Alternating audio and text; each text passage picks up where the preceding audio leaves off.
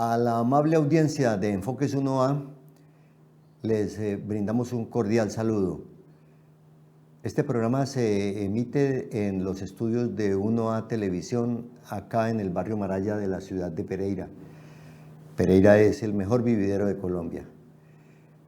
Vamos a tocar un tema que tiene que ver con el desarrollo empresarial del departamento de Risaralda, específicamente de la denominada Plataforma Logística del Eje Cafetero, un proyecto que se inició en la administración del anterior gobernador Sigifredo Salazar y ha tenido algunos baches, ha tenido algunas dificultades, pero que representa uno de los proyectos de mayor envergadura para el desarrollo no solo del área metropolitana Pereira Dos Quebradas, inclusive Santa Rosa de Cabal, sino especialmente de los municipios al occidente del departamento que tan olvidados casi siempre han estado, casi siempre tan al margen del desarrollo integral del departamento.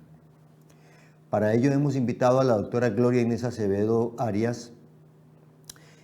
Ella es o fue durante la anterior administración una persona clave en la asesoría con funciones gerenciales en la denominada Plataforma Logística del Eje Cafetero, PLEC, la PLEC, que es como casi todas las personas que están vinculadas con ese proyecto conocen el desarrollo del mismo, la PLEC. Escuchamos a la doctora en un segundo después de este mensaje importante de nuestro Aeropuerto Internacional Matecaña.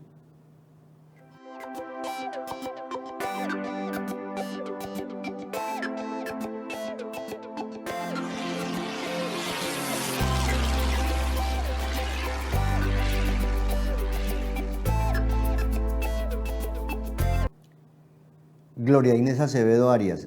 Bueno, ha ocupado importantísimos cargos a nivel departamental y municipal en Pereira, a nivel nacional en el SENA, ha sido contralora del municipio de Pereira, ha ocupado algunas secretarías. Yo la recuerdo mucho cuando fue directora de la empresa de desarrollo urbano y en la administración de Juan Guillermo Ángel, por ahí en el año 82, 83 creo que fue, y se logró con su gestión administrativa trasladar los vendedores estacionarios o ambulantes, o los vendedores informales que estaban todos en la Plaza de la Libertad, en el Parque de la Libertad, y compraron a raíz del traslado de Coca-Cola a la zona de Cerritos. La alcaldía de Juan Guillermo Ángel Mejía adquirió esa cuadra, esa manzana donde está ubicado hoy San Andresito, y fue usted la heroína de la época. ¿Qué recuerda de eso? Bienvenida al programa. Muchas gracias, Luis, y a toda su audiencia por esta invitación. Sí, son tiempos maravillosos.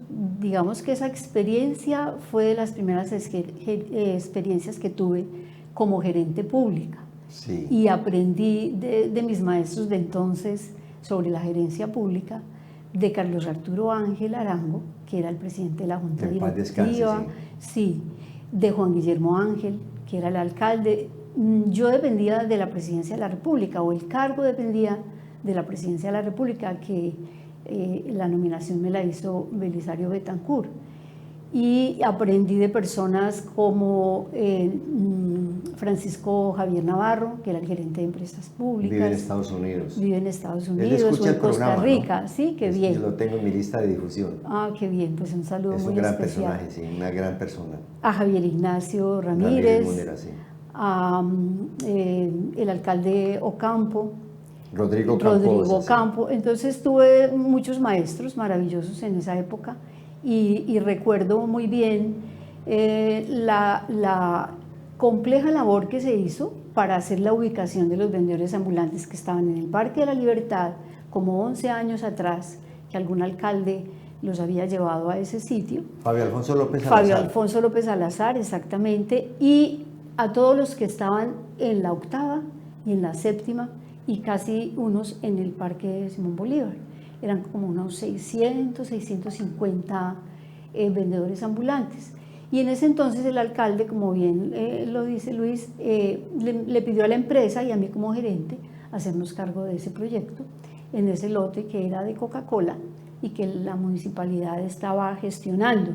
Y estaba, que fue muy importante en el proceso, Mario Calderón Rivera, de quien tengo un gratísimo recuerdo porque le aprendí muchas cosas, y él nos facilitó la parte financiera del proyecto, porque contábamos con la inversión de los vendedores ambulantes, que en ese entonces decían que no tenían recursos. No se querían ir para allá. No se querían ir. Finalmente, la labor que se hizo fue convencerlos y hacer todo a manera de diálogo. Había como 5 sindicatos y logramos hacer una sola organización que se dividió de acuerdo con los artículos que ellos vendían. Entonces había el nivel de los zapatos, el nivel de los electrodomésticos, el nivel de la perfumería. ¿Cómo está hoy? Como está hoy. Y se hizo una organización de tal manera que no interfirieran las diferencias, digamos, que había en organización 40 sindical. años después, ¿no? Sí. Y fue un proceso muy lindo. ¿Por qué? Porque logramos que no solamente fueran propietarios quienes eran informales, y logramos que se vincularan todos a la Cámara de Comercio como comerciantes formales, sino la transformación personal que se hizo con ellos. Nos tocó, por ejemplo, Luis, enseñarles a algunos a hacer la firma, no a leer, pero a hacer la firma, a tramitar las cédulas de ciudadanía, a tramitar las libretas militares. O sea, se formalizó el sector, y cada uno de ellos, uno que venía, porque se hizo un estudio previo y casi ninguno era de Pereira, muy pocos. Venían del Tolima, venían de Antioquia, inclusive uno que me impactó mucho en su declaración al final, venía de los Llanos Orientales, y él decía que no tenía cómo agradecer, que porque él en ese momento era ya un ser humano, era un ciudadano con cédula, con un local formalizado, y que eso le cambió la vida. Entonces yo creo que esa parte humana fue la más interesante y la más maravillosa de ese programa. ¿Y desde el año 82 fue, 83? Eso fue en el 84, porque 84. en el 83 yo aún era contralora municipal. En el año 84, casi 40 años después, no hemos vuelto a hacer nada, absolutamente nada, con los vendedores, con vendedores que ya no son ambulantes. Ellos están ahí, son vendedores informales. Es un comercio informal. Yo quisiera que pudiéramos ensamblar esta charla que tenemos con la experiencia positiva que hubo con la construcción de San Andresito, con la inquietud que existe en muy buena parte de la ciudadanía de Pereira y del departamento de Risaralda, con el proyecto de la plataforma logística del eje cafetero, la PLEC. ¿Qué está pasando con la PLEC? ¿Usted está todavía vinculada allí, cierto? No, hace muchos años que no. En esta administración no he estado vinculada. Estuve transitoriamente en la gerencia que acaba de hacer la doctora Elsa Gladys Cifuentes. Sí. Ella hizo una gestión con la Federación Nacional de Cafeteros que ya la había hecho el gobernador que tuvo la idea y que inició la gestión de este proceso, Wilfredo Salazar, y me contrató por unos meses para hacer la inducción y hacer todo digamos, el planteamiento a esta nueva gerencia. Bien, regáleme, por favor, por el factor tiempo, cuéntenos, por favor, ¿qué es la PLEC? ¿En qué consiste la PLEC? Primero que todo, es un proyecto que concretiza una política pública de logística y de comercialización nacional e internacional. Y en esa política pública hemos tenido más o menos, o exactamente como 4 COMPES. El último fue del 2020-2021, que le asignó las funciones comerciales y de facilitación de comercio nacional e internacional. En esa política pública se dice que la logística es la manipulación de bienes y servicios de productores y de consumidores finales, que requiere transporte, que requiere almacenamiento y sobre todo información y valor agregado. Y esa actividad requiere de unos corredores logísticos multimodales y se da en unas áreas que justamente se les llama infraestructuras logísticas especializadas y estas plataformas logísticas. En atención a la vocación de territorio logístico que tiene el área de La Virginia, Pereira, inclusive Cartago. Así es, Luis. ¿Sí? La política define unos ámbitos, son 8 ámbitos a nivel de país, unos ámbitos que son definidos así por la madurez productiva que tiene la zona. Entonces, digamos, hay en la parte de la costa atlántica, donde está Santa Marta, Barranquilla y Cartagena, donde está Maicao, obviamente Bogotá, al sur en Ipiales, cerca a los Santanderes en la frontera con Venezuela, y los del centro, digamos, de la región cafetera, que es el eje cafetero. Por ser nosotros en Pereira y el área circundante Sí, del área metropolitana de Cartago, inclusive. Y por sus posiciones estratégicas. Una centralidad estratégica, como la denominan, ¿cierto? Correcto. Entonces, sí. En esos ámbitos existen los corredores logísticos. Y por nuestra área hay importantes corredores logísticos. Todo el país pasa por nuestro... Sí, correcto. Como ha llamado usted, Luis, como una posición estratégica, como una tienda en una esquina. Una tienda en una esquina. Exactamente. Entonces, con esos ámbitos logísticos definidos, con esos corredores logísticos definidos, se ubica por la política pública un sistema de 23 plataformas.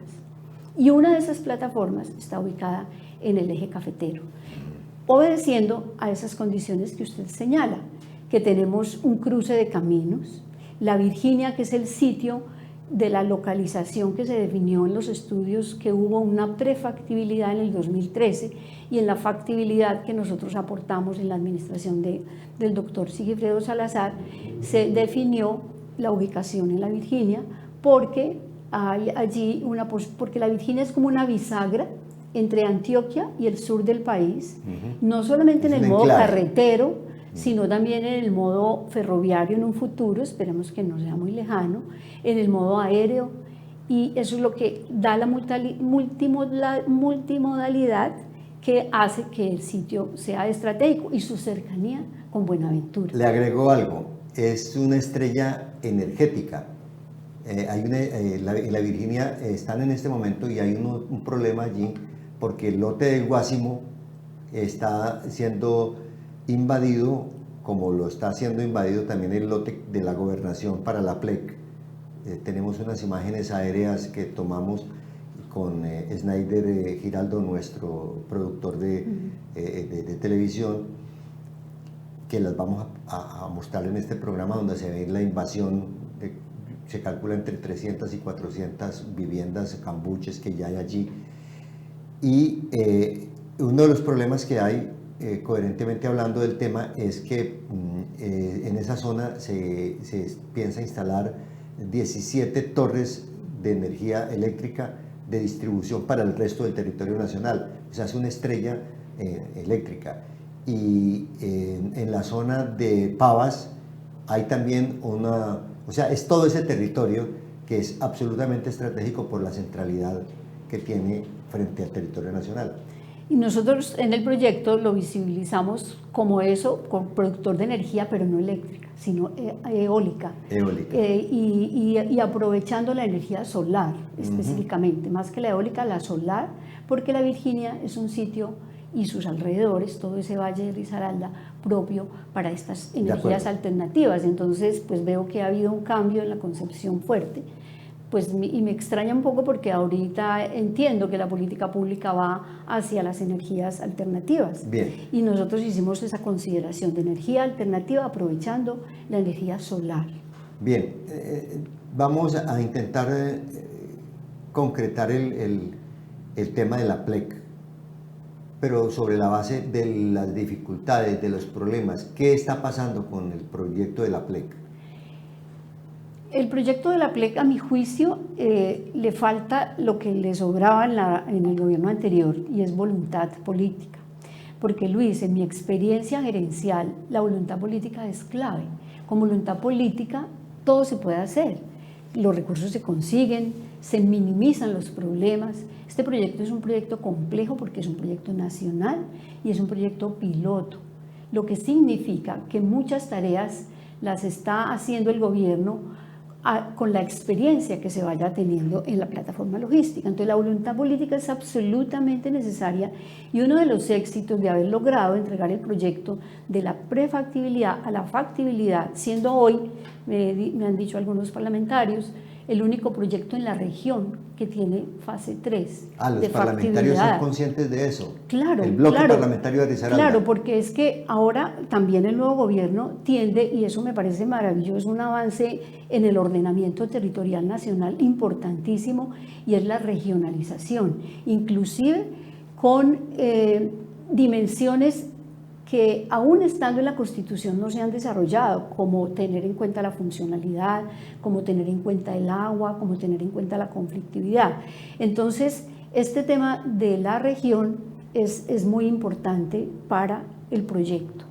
Entonces, los proyectos también, así sean de infraestructura, se está buscando que tengan esa dimensión regional, y el proyecto de la PLEC es el único en la región que la tiene y que además tiene un avance en los estudios previos como es el de la factibilidad. Porque, ¿qué incluye la plataforma?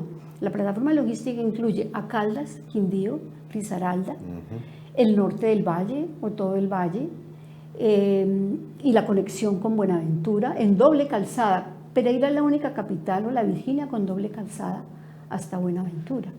Incluye el noroccidente del Tolima y con las nuevas obras de vinculación de Ibagué a Cajamarca y a Armenia, pues es importantísima esa zona, y pues todo Caldas y algunos municipios del sur de Antioquia que lindan con Aguadas, con Pero en ese orden de ideas debería intervenir la región, la RAP, que es la región de administración y planificación. Por supuesto, y el gobernador anterior, Sigfredo Salazar, con los gobernadores de estos departamentos que les menciono, hicieron acuerdos, y la plataforma logística está dentro de los proyectos prioritarios que define hoy la RAP, entonces, que antes era la región. El problema es del actual gobernador, que no le ha parado bolas al cuento. Yo siento que no hay voluntad política, y que como no hay voluntad política, como les decía, en la nación, si no hay voluntad política en los territorios. Vamos a preguntarle al gobernador entonces. No van los proyectos.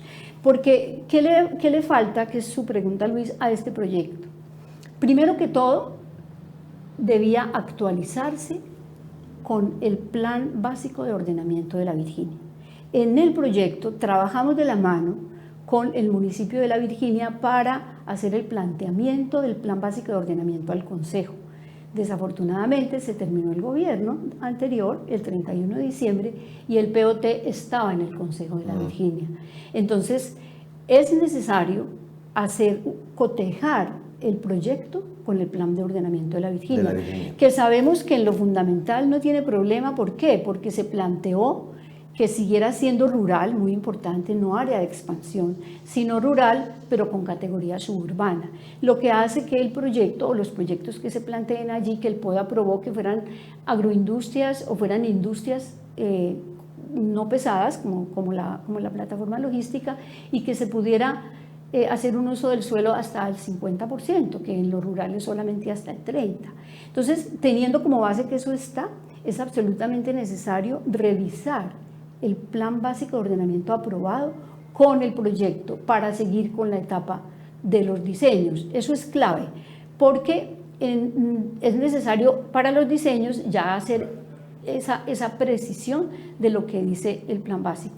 Porque usted sabe, Luis, que los proyectos salen de las alcaldías o de las gobernaciones o de las presidencias, sí, a los consejos o asambleas o al Congreso de la República, y salen otros. Entonces es necesario, primero que todo, revisar el Plan Básico, y eso no se ha hecho, y para mí eso pues no requiere casi que ni inversiones. Entonces es necesario. Además, que el proyecto se terminó el estudio de factibilidad, faltándole en tercera fase, sí. Faltándole una última, que era la de la promoción, pero para hacer la promoción era necesario hacer la cotejación con el Plan Básico de Ordenamiento de la Virginia, porque es necesario tener claridad y hacer unos diseños definitivos. Eso quedó pendiente, pero en el transcurso vino la pandemia. Y la pandemia, digamos que generó cambios a nivel internacional y a nivel mundial de los mercados. Entonces, también se hace necesario hacer una actualización versus el impacto económico mundial en la pandemia, porque este proyecto no solamente es un proyecto regional, es un proyecto de talla mundial. Y la factibilidad está relacionada con las rentabilidades mundiales que tiene el sector de la logística. De impacto mundial. Claro, y es de talla mundial. Es que me hace acordar de una ciudad en España que es una centralidad estratégica como Memphis en los Estados Unidos, que está en todo el centro de los Estados Unidos, no tiene mar, pero tiene el río Memphis, ¿sí? Es Zaragoza, España, claro. Y Memphis se parecen ¿en qué? En que son plataformas logísticas. Claro, ahí Zaragoza, todos los containers.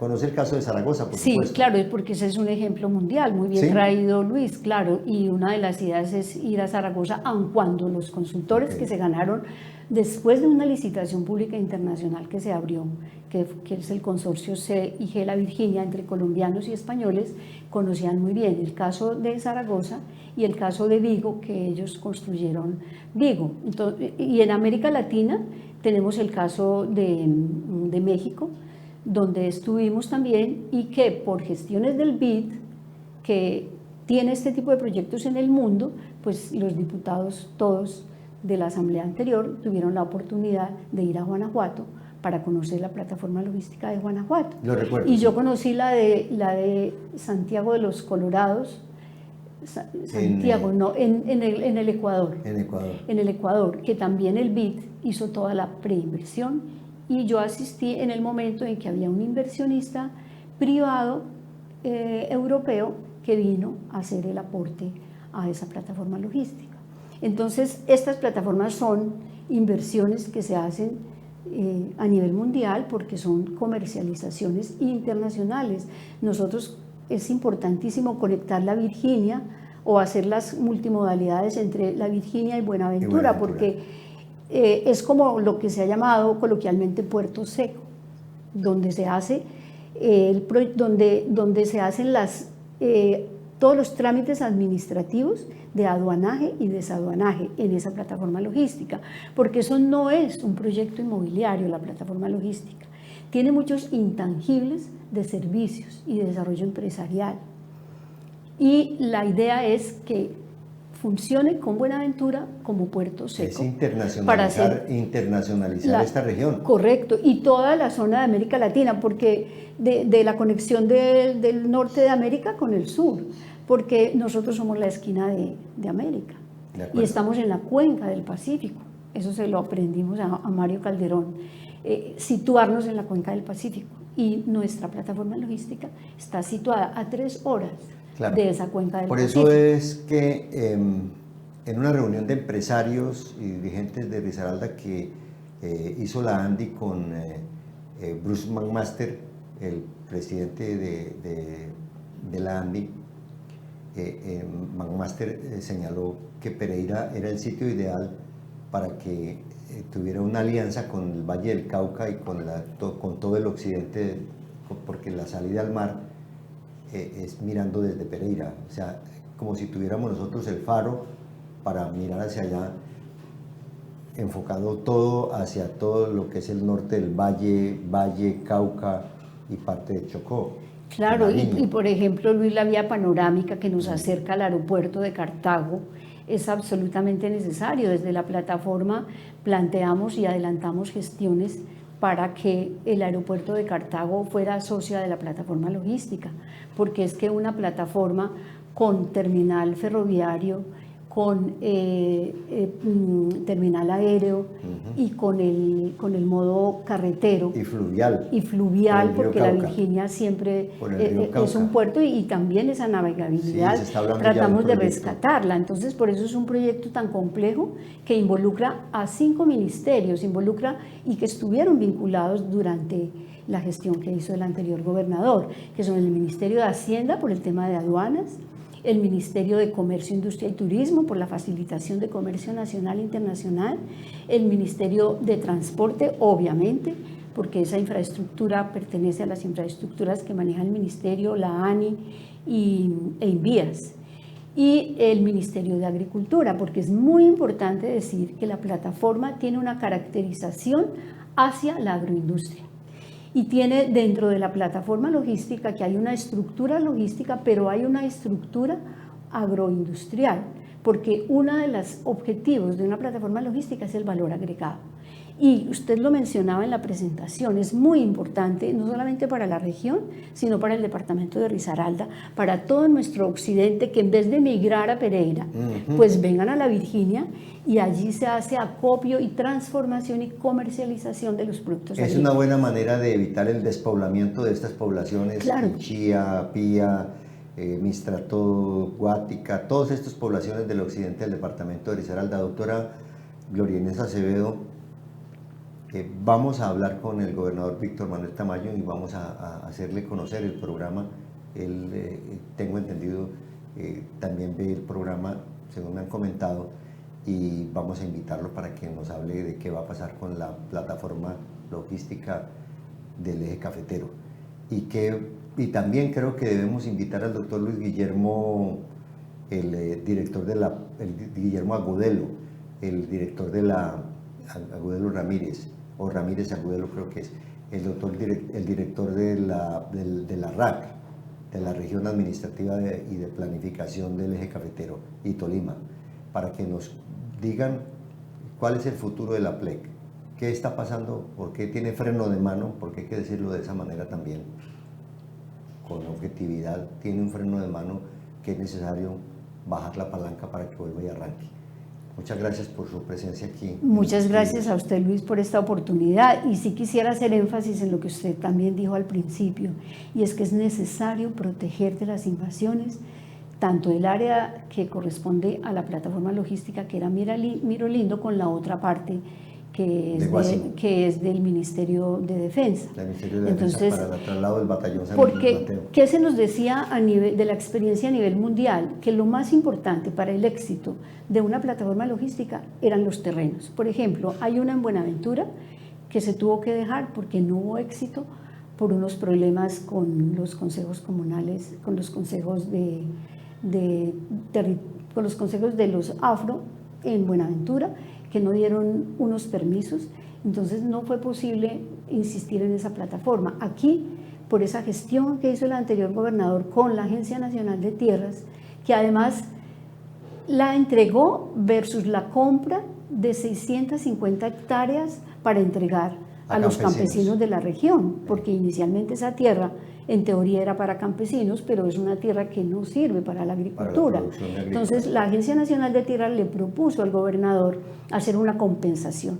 Yo le entrego 357 hectáreas y el valor, que eran 9.000 y pico millones, usted me compra tierras aptas y productivas para los campesinos. Y la gobernación, antes del 31 de diciembre del 2019, porque tenía el gobernador un año para hacer eso, si no volvían las tierras a la Agencia Nacional de Tierras. Entonces la gobernación fue muy acuciosa, cumplió y le entregó las tierras al Fondo Nacional de Tierras. Sería bueno saber qué pasó y si esas tierras ya le entregaron a los campesinos. También lo vamos a averiguar. Porque eso tiene que ver con las invasiones. Entonces una forma es revisar ese tema de la adjudicación de tierras que se debió hacer a nuestros campesinos, no solamente los de a la Virginia, sino de todo el departamento. Son muchas las inquietudes que quedan entonces para averiguar desde el punto de vista periodístico. Lo vamos a hacer, lo prometemos, y porque nos parece que este tipo de proyectos no se pueden quedar como un elefante blanco intangible, ¿cierto? De esos elefantes blancos casi invisibles, porque la gente no sabe lo que está pasando con la plataforma logística, la ciudadanía no sabe lo que está pasando con esas tierras que en compensación compró el anterior gobierno departamental de Sigifredo Salazar, y vamos a averiguarlo. Y con la vinculación de la Federación Nacional de Cafeteros, que tiene que salir del sitio donde está, específicamente Alma Café. Ellos hicieron una contribución enorme al desarrollo del proyecto. ¿De cuál sitio? De donde está la plataforma logística. O sea, están allá en la Virginia. Un socio estratégico que se vinculó desde el principio fue la Federación Nacional de Cafeteros. Roberto Vélez acompañó al gobernador desde el primer día que se habló del proyecto, inclusive antes de mi vinculación, o el día que se decidió mi vinculación. Importante ese dato. Entonces la Federación de Cafeteros tiene que trasladarse del lugar donde está. Alma Café, ahí en la Villa Olímpica. Claro. Entonces la decisión de Alma Café fue trasladarse allá, por eso Roberto Vélez, gerente general de la Federación, estuvo siempre al tanto del proyecto y nos acompañó durante los 3 años y nos aportó muchísimo porque ellos son expertos en logística. Qué importante sería eso, porque si Alma Café se traslada de esa esquina ahí de la Villa Olímpica a la zona de la Virginia, se abriría un nuevo espacio para el sueño del padre Antonio José Valencia de la Villa Olímpica, que la hemos invadido de urbanizaciones y cada vez tiene menos espacios deportivos. Entonces ahí hay un trabajo también para realizar desde el punto de vista. Claro, ese fue el sitio que decidió de traslado y Roberto Vélez decía en una oportunidad, cuando yo llego a Pereira, veo desde el avión que me tengo que ir de ahí y el sitio es la Virginia y por eso, como les digo, nos acompañó en ese proceso y pues yo creo que debe estar un poco decepcionado también de este freno de mano que dice usted, Luis, que tiene el proyecto y que es necesario desentrabar porque es una necesidad para la región, máxime ahora que se requiere un avance y un valor agregado en la comercialización y transformación de productos agrícolas, que no solamente son el café, sino todos los que producimos en el departamento. En una época en que los alimentos se volvieron más importantes que los combustibles. La seguridad alimentaria es absolutamente clave. Esa es la razón por la cual los árabes están adquiriendo a través de la familia Gilinski los negocios de Nutresa, que produce alimentos, porque ya el petróleo se va a acabar, o en algún momento los hidrocarburos no serán más negocio y el negocio serán los alimentos, pero nosotros somos como retardaditos para entenderlo. A la doctora Gloria Acevedo Arias, muchísimas gracias por sus comentarios, sus explicaciones, sus informaciones, sus conocimientos, y a usted, amable audiencia, muchas gracias por la sintonía. Hasta una próxima oportunidad aquí en Enfoques Unoa. Muchas gracias.